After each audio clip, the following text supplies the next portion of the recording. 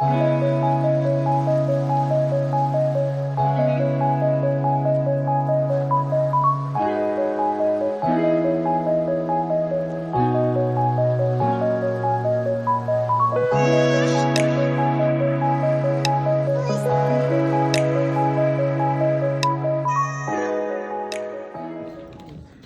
достар, біз Түркістан телеарнасына келдік.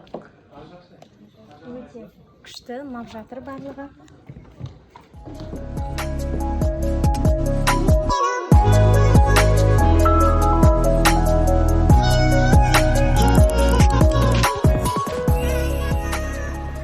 Ал біз киелі мекендерді аралауға бара жатырмыз.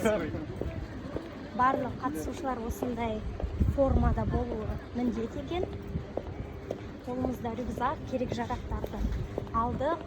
Түркістанда өте қатты ыстық. Дегенмен бұл біздің көңіл күйімізді құртпайтыны анық. Барша қатысушыларға сәттілік тілейміз енді. Өзіме қызық болып жатыр, не болатыны. Толқып отырмын, домбыраны қалай ойнаймын. Дегенмен көреміз.